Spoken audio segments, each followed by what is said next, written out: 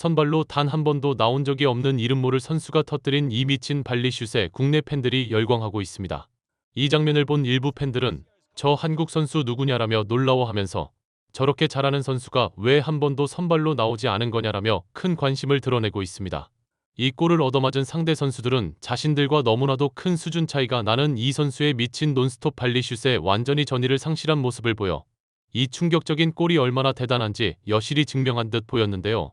이 경기에서 보여준 무명의 19세 선수가 펼친 맹활약, 더 풋볼이 자세히 알아보겠습니다.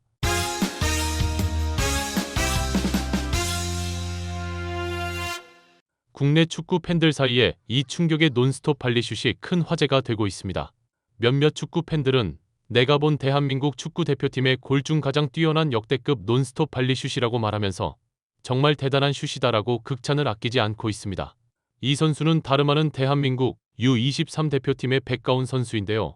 백가운 선수의 슈팅이 주목을 받는 이유는 이렇게 잘하는 선수가 조별예선 3경기에 아예 선발 출전을 하지 못했기 때문입니다.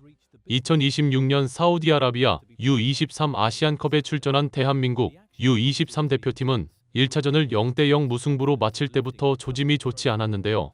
특히 경기 종료 1분을 남기고 맞은 결정적 찬스에서 골을 넣지 못하고 결국 이란과 무승부를 거두자 많은 축구 팬들은 마지막 찬스가 쉬운 것은 아니었지만 경기 내용 전체를 보면 정말 한숨이 나온다고 이민성 감독의 무전수를 비판했습니다. 일부 전문가들은 뭘 하려는 건지 알 수 없다는 게 팬들의 반응이라고 말하면서 페널티 박스 근방까지 접근해놓고 침투보다는 뒤로 돌리기 패스를 하는 게 팬들 입장에서는 답답했을 것이라고 말했습니다. 그러나 이민성은 2차전 레바논과의 경기에서는 4대2로 승리, 비판적인 여론을 잠재우면서 3차전 우즈벡전을 맞이했는데요. 우즈벡은 U23 연령별 대표팀이 강팀이며 지난 대회 우승팀이라 이번 대회에서 포트 1에 배정이 되어 한국이 그렇게 만만하게 볼 팀은 아니었던 것이 사실이긴 합니다. 하지만 이번 우즈벡 U23 대표팀은 2살이나 어린 21살 선수들을 위주로 구성이 되어 있는데 충격적이게도 이 팀에게 대한민국이 단 한 골도 넣지 못하고 2골을 얻어맞고 지는 대참사가 벌어지면서 가까스로 조 2위로 8강에 진출하게 됩니다.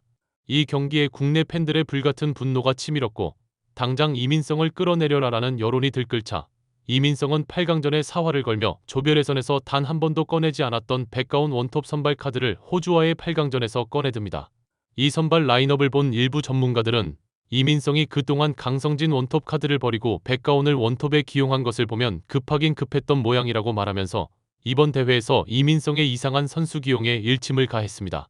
백가운은 경기에 나서자마자 보란듯이 상대 수비 뒷공간을 침투하며 호주 진영을 위협하기 시작했고 이 장면을 본 많은 축구 팬들은 아니 저렇게 잘하는 선수를 왜 그동안 조별예선에서 단 한 번도 선발로 쓰지 않았는지 모르겠다. 뭔가 보여줄 듯한 분위기라며 기대감을 드러내기 시작했습니다. 팬들의 이런 기대감을 알기라도 하듯 19세의 백가운은 전반 21분경 미친 논스톱 발리슛을 때려 선제골을 만들어 호주 수비수들 전체를 충격으로 몰아넣어 버렸습니다.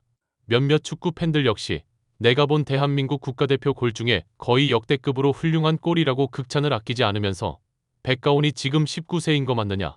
저 연령대에서 한두 살 차이는 큰 피지컬의 격차를 만드는데 19세의 백가운이 23세 선수들과 뛰면서 전혀 밀리지 않는 모습이 놀랍다. 대표팀 공격수 중에 최고의 폼을 보여주는 선수가 막내 백가운인데 이 선수를 이민성 조별 예선에서 선발로 단 한 번도 쓰지 않았다는 건 정말 무능함의 극치다. 선수 파악 자체가 되지 않는데 감독이라는 게 정말 한심하다라고 일침을 가했습니다. 이 장면을 본 일부 전문가들은 언뜻 보면 그냥 잘 찼다 정도인 것처럼 보이지만 슈팅하는 상황을 자세히 보면 이건 극찬을 받아 마땅한 골이라고 설명하면서 더 놀라운 것은 백가운이 U23 연령별 대표팀에서 19세로 가장 어린 선수라는 것이다. 재능이 미쳤다고 극찬을 아끼지 않았습니다. 후방에서 우측 센터백 이현용이 전방에 있는 백가운을 바라보며 롱킥을 시도한다고 말하면서 백가운은 이현용이 킥을 하기 전에 이미 스타트를 끊고 있어 이것이 사전에 약속된 플레이라는 것을 알게 한다. 그래서 백가운의 위치는 완벽한 온사이드라고 말했습니다. 그런데 문제는 이 롱킥이 백가운의 등 뒤에서 날아온다는 것이라고 말하면서 이런 상황에서는 공이 낙하지점을 포착한다는 것은 엄청나게 어려운 것이 사실이라고 말했습니다. 백가운을 마크하는 상대 호주 수비수의 동작을 자세히 보면 이 공의 낙하지점을 포착하는 게 얼마나 어려운지 알 수 있다고 말하면서 호주 수비수는 백가운과 날아오는 공을 뒤로 고개를 돌리면서 번갈아가며 확인을 하지만 백가운을 완전히 놓치고 마는데 이건 호주 수비수가 능력이 없어서 이런 장면이 나오는 것이 아니다라고 설명했습니다. 뛰는 방향과 시선이 서로 반대 방향을 향하고 있어 이런 상황에서 우리의 뇌는 순간적으로 공간을 인지하는 감각에 혼란이 온다고 말하면서 호주 선수는 공이 어디로 떨어지는지 감조차 잡지 못하고 있지만 백가오는 정확하게 공이 어디에 떨어지는지 알고 그 자리에 미리 가 있다. 이건 타고난 재능 자체가 호주 수비수와 백가온이 차이가 엄청나다는 것을 말하는 것이다. 그러나 이것보다 더 놀라운 것은 백가온의 슈팅 장면이라고 말했습니다. 백가온은 이것을 한번 터치해서 잡아놓지 않고 그대로 공중에서 논스톱 발리슛을 때리는데 이게 정말 압권이라고 말하면서 상대 골키퍼가 나와서 공을 막으려고 하는 것을 보고 감각적으로 방향만 살짝 돌려놓은 것인데 공이 뒤에서 날아오기 때문에 말처럼 쉬운 게 아니다라고 말했습니다. 다른 각도에서 보면 상대 골키퍼가 롱킥이 나오는 것을 보고 앞쪽으로 나와서 막으려고 한다고 말하면서 그런데 공이 떨어지는 속도와 위치를 볼 때 백가온이 너무 정확한 위치와 속도로 공이 떨어지는 지점에 미리 가 있기 때문에 섣불리 나섰다가는 완전히 제쳐질 것이라고 판단하고 뒤로 물러난다고 말했습니다.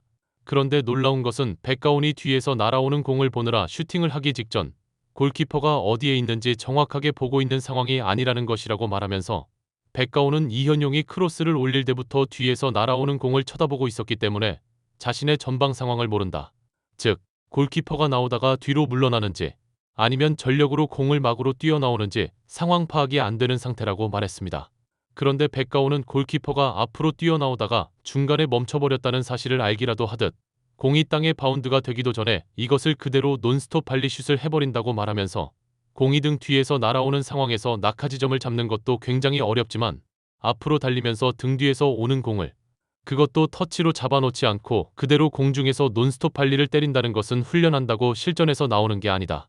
이건 순전히 타고난 재능이 호주 수비수들과 차원이 다르다는 것을 말하는 것이라고 설명했습니다. 이 골이 들어가자 백가온의 미친 논스톱 발리슛을 본 호주 수비수들은 넋이 나가버리면서 전의를 상실한 듯한 모습을 보였습니다. 호주는 동점골을 터뜨리면서 한국을 추격해 이 경기를 지켜보는 많은 국내 축구 팬들을 노심초사하게 만들었지만 후반전 막판 신민하의 헤딩골로 대한민국이 호주를 2대1로 물리치면서 4강에 진출하게 됩니다. 몇몇 전문가들은 이날 경기에서 백가온의 선제골이 상대를 기선제압하는 데 굉장히 큰 역할을 했다고 말하면서 4강전에서 일본을 만나 한일전이 성사되었는데 만약 이 경기에서 백가온을 선발 원톱으로 쓰지 않고 진다면 이민성은 무능하다는 비판을 면키 어려울 것이라고 일침을 가해 많은 팬들의 고개를 끄덕이게 했습니다. 구독, 좋아요, 좋은 댓글은 불타는 제작 열정을 더욱 불타오르게 합니다. 시청해주셔서 감사합니다. 이상 더 풋볼이었습니다.